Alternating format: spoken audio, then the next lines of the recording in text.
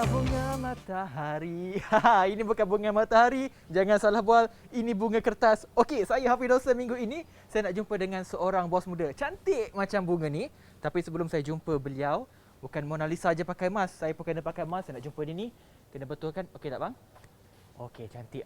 Ini dia bos muda kita. Assalamualaikum. Waalaikumsalam.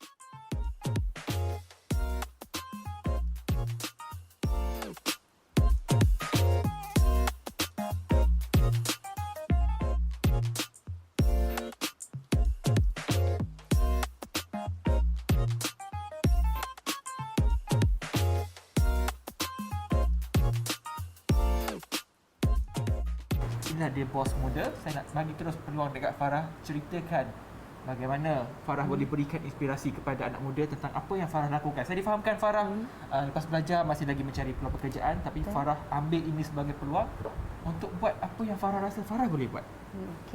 Okey, so pengalaman saya, lepas habis degree 3 tahun, saya terus sambung master 2 tahun 2019, and 2019 tu sebenarnya saya terus sambung ke PhD, tapi ada problem sikit. So saya quit time tu, quit betul-betul start lockdown pandemik hari tu. Betul-betul total lockdown. So waktu tu start cari kerja, banyak kerja tak dapat. Lepas tu ada yang offer gaji pun macam tak berbaloi, rasa macam tak berbaloi. Sampailah ada satu masa tu, ada satu trend dekat TikTok waktu tu, cake Tom and Jerry tu, cheesecake Tom and Jerry time tu ada dia trend tau waktu tu. So saya macam, try lah benda ni. So waktu tu dengan modal yang ada, waktu tu modal tak banyak pun, ada RM80 je, 60 ke RM80 macam tu je. Sebab tak nak minta duit parents pun time tu. So try je lah, try beli barang, beli pun beli yang barang yang murah je lah. Sebab kita nak try tengok benda tu jadi ke tak. So dah try buat, dengan RM80 tu dapatlah buat 3 atau 4 ketul. So bila rasa macam okey boleh jual ni, so saya start jual dekat Facebook. So start pada situlah mulanya. And first month saya berniaga tu, waktu tu saya dapat untung bersih pun dah banyak lah. Kadang-kadang bila kita orang muda ni, bila kita kata gaji tak setimpal sebagainya, orang kata kita memilih gaji. Betul. Tapi mesti Farah ada jawapan dia untuk kita betulkan satu pandangan ni supaya orang tak kata orang muda milih, tapi sekurang-kurangnya bagi ikutlah kesesuaian. Betul. Okey, macam yang saya minta tu, gaji tu iklan dia 2 ke 3K.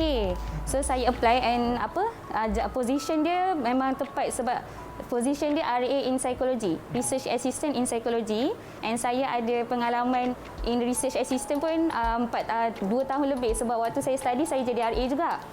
Okey, lepas tu bila saya apply, lepaslah fasa pertama, fasa kedua tu lepas tu ada satu level tu kena buat paperwork, kena buat artikel, pun lepas juga. Lepas tu bila saya tanya kenapa saya tak dapat, sebab tanya tu niatnya macam nak improve lah kalau ada apa-apa kekurangan. Lepas tu dia kata ada seorang lagi, dia minta 16, dia kata. Alah. Dia minta 16, so saya bagi dekat dia. So kat situ pun saya macam tak apalah, tak berbalik sebab saya rasa saya boleh dapat lebih. Kenapa saya nak bazir masa muda saya untuk macam tu. So saya kena try hard lah. Kalau tak nak gaji macam tu, kita kena try lah, cari sumber yang lain. Farah tak rasa macam menyesal ke sambung belajar bagai nak erat orang katakan, tapi end up kerja sini. Tapi macam mana Farah nak betulkan persepsi itu yang Farah boleh buat benda ni? Okey, nak kata menyesal tu, saya tak pernah menyesal. Sebab saya rasa kalau tanpa pengalaman study saya daripada degree sampai ke master, saya rasa benda tu pun tak boleh build macam mana saya sekarang. And lagi satu, kita sekarang ni kena kreatif lah untuk anak-anak muda kat luar tu. Kita kena kreatif tau. Kalau kita belajar A, kita jangan pergi ke A je. Kita jadikan A, B, C, D. Maksudnya kalau saya buat kek, tapi saya ada background psikologi, saya punya nama pun therapeutic cake. So saya nak buat the moment eating cake tu adalah therapeutic moment. So nanti saya nak buat cafe nanti pun semua tu dia akan ada elemen psikologikal juga. So benda tu saya takkan tinggal lah. So kita kena kreatif lah, cari lubang mana yang sesuai. Lepas tu kita tengok apa kekuatan kita. So korang jangan depends dekat rasa macam nak kerja ni, kena kerja ni je. Sanggup kerja sampai gaji bayar sikit, kerja lebih masa. So kenal lah harga diri sendiri macam tu. Kita ni jangan berhenti mencuba. Saya rasa bila orang tanya tak menyesal ke kalau tak sambung kerja ke bidang ni tapi niaga, saya rasa saya dah try semua channel yang saya ada. Saya dah try minta kerja, saya dah try apply dalam bidang-bidang yang sepatutnya tapi tak dapat. Bila saya berbisnes, benda tu macam dipermudahkan. So saya rasa mungkin ini yang Tuhan dah tetapkan. So kita try je. Kalau contoh ada yang buat bisnes tapi rasa macam tak okey, korang boleh stop tapi cuba lagi. Jangan berhenti terus. Cuba benda lain. Mungkin korang tak kena dengan korang punya nature tu. Untuk Mama dengan Abah, terima kasih sebab banyak support. Doa Mama dengan Abah tu yang banyak tolong sebenarnya. Saya continue buat benda ni sebab saya rasa benda ni dapat income yang banyak yang saya boleh support family. Sebab daripada saya study, family banyak habis duit untuk saya. So, saya rasa ini adalah peluang yang saya boleh bagi balik dekat family. So, kalau orang tanya kenapa memilih gaji ke, kenapa tak nak gaji rendah ke, berkira ke, saya tak kisah. Yang penting saya tahu saya boleh cari income yang lagi banyak.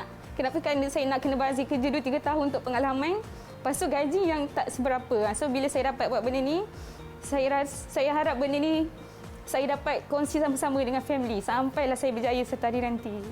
Okey, itu dia satu kata-kata yang memberi inspirasi bukan saja pada orang ramai Farah, dekat saya pun yang sebelah Farah ni pun sangat terharu dan juga sangat-sangat memberi inspirasi. Terima kasih Farah kerana telah memberi satu inspirasi kepada anak muda, dan inilah episod Bos Muda paling saya suka sekali dan paling sedih juga sebenarnya. Tapi saya lepas ni saya nak dengan Farah, saya nak tulis sikit kek, nak tulis personal SY. Jadi dekat studio jadi kita makan, okey?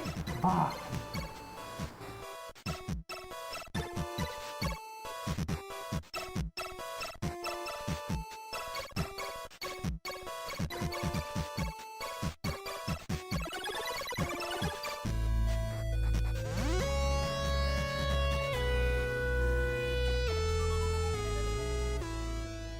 Baik, bertemu kembali dalam Persona XY, Inspirasi Generasi XY. Tadi kita tengok dah Bos Muda tu, Zahira. Sebenarnya sepanjang kita mulakan segmen Bos Muda ni, ramai kan kita jumpa anak muda yang mempunyai kekreatifan. Ada kayak tu? Tak ada, kreativiti ada. Kreativiti. Mempunyai kreativiti yang sangat tinggi, hebat-hebat belaka anak-anak muda dekat Malaysia ni. Jadi kita pun harap apa yang kita tampilkan kepada anda dalam segmen Bos Muda akan memberikan anda inspirasi untuk anda menjadi lebih kreatif dalam kehidupan harian anda. Hebat-hebat belaka kenapa cakap macam bunyi Terengganu tu?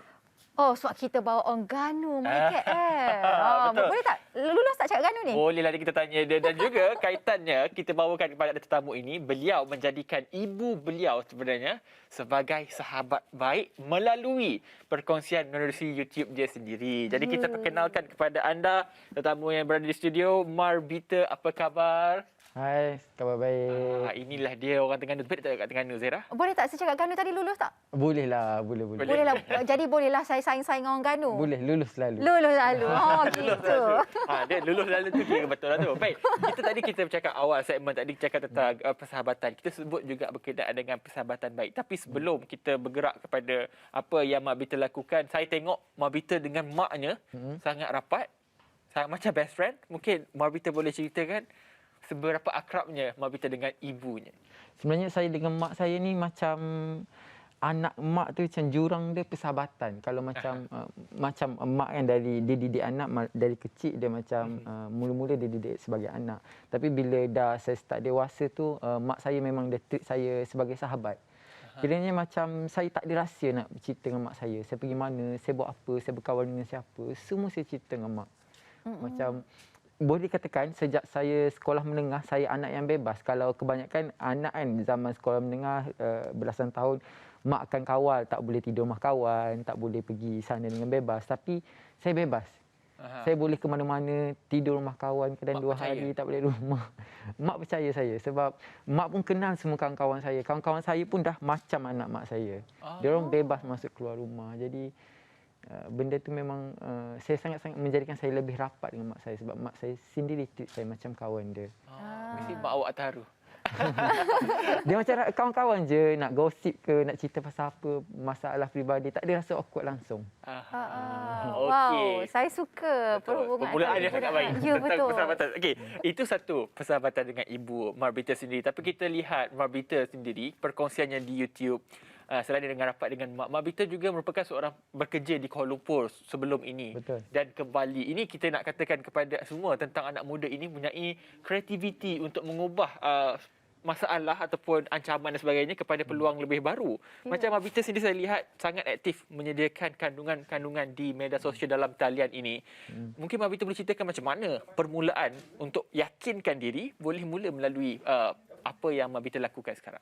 Sebenarnya hidup ni kalau nak berjaya kita kena gamble. Gamble? Kena perjudikan hidup kita. Kita kena keluar dari zon selesa. Bukan saya tak happy duduk kat KL. Saya happy, kerjaya ada, everything saya ada. Ada segalanya. Tapi manusia tak pernah puas. Saya mahukan sesuatu yang memberikan saya lebih bahagia, lebih kepuasan. Benda yang saya nak balik ke kampung ni saya dah rancang. Mungkin umur saya macam saya bersara umur dekat 40 ke 50 baru saya balik kampung. Tapi saya tak jangka saya balik lebih awal. Umur berapa masa balik tu? Saya balik tu umur 3 awal PKP 31. Sebab PKP atau sebab macam PKP atau macam mana tu? Kan PKP tu macam COVID datang menyerang tu bagi satu peluang untuk saya. Aha, Kalau orang ketika COVID menyerang orang down sebagainya. down, orang jimat duit yang ada. Saya tak. Saya keluarkan segala duit yang ada. Saya bina studio saya sendiri. Dan inilah masa untuk saya buat konten untuk diri saya sendiri. Selama ni saya memang bekerja di sebuah stesen TV swasta. Saya memang buat konten untuk orang. Dan saya rasa inilah peluang saya buat untuk diri saya. Dan pada masa yang sama, emak saya sudah tua, 75 tahun masa tu. Saya rasa dah terlalu lama saya tinggalkan mak saya. Macam call jarang pun balik. Biasalah orang kehidupan kat KL tak sama kan dengan kehidupan kat kampung. Lifestyle kat sini sangat easy. Betul. Jadi bila ada je peluang PKP tu, saya bukan tak ada job langsung kat KL. Actually ada. Tapi saya korbankan diri. Saya balik ke kampung masa tu. Saya start shooting everything dalam masa PKP pertama, saya shooting dan sebagainya. PKP kedua saya start keluarkan video-video saya. Dan selepas dalam jangka masa selepas bulan puasa, video saya viral di social media dan alhamdulillah. Sampai sekarang. Sampailah sekarang. Tapi Alhamdulillah. saya paling suka ada satu video ni, masa saya buka je video tu, terus dia bangun daripada katil, tahu dia cakap apa? Hari ni hari jadi mak aku. Yang ke-75 tua dah mak aku. Wah, dia berlakon dekat situ. Saya tengok macam, ya Rabbi. Tapi kalau perkongsian di YouTube itu ada memasak, ada pertukangan dan sebagainya. Penciptaan kandungan itu memang 100% daripada idea awak sendiri atau bagaimana? macam mana? Kandungan cerita dalam tu adalah 100% daripada story yang saya tulis sendiri. Dan pada masa yang sama kalau saya akan tanya mak saya lah. Macam okey tak macam ni. Mak saya okey. Oh, mak pun berlakon sekali. Mak dia berlakon sekali saya tengok dalam mak video juga tu. menyumbang idea sebenarnya. Oh, ya ke? Mak pun ada peminat kan? Ada. Dia juga menyumbang idea. Kalau dia rasa macam ada yang lebih bagus, dia kata why not kita buat macam ni. Macam tadi macam kurang sikit lah. Yang ni lagi better. Macam tu. Tak orang kata tak tumpah apa tadi kuah. Tak tumpah ke nasi. Tak ke mana tumpahnya kuah kalau tak ke nasi. Ini cakap orang mana? Bukan apa. Okey, banyak lagi kita nak tanyakan kepada Marvita sendiri tentang mak dia yang sangat kreatif juga yang menyumbang idea dan sebagainya. Kita akan berehat lagi sekali Zahira. Ya. Kita akan kembali selepas ini, kita akan tanya lebih banyak lagi kepada anak muda hebat ini. Marvita akan kembali selepas ini dalam Pesona XY, Inspirasi Generasi XY. XY.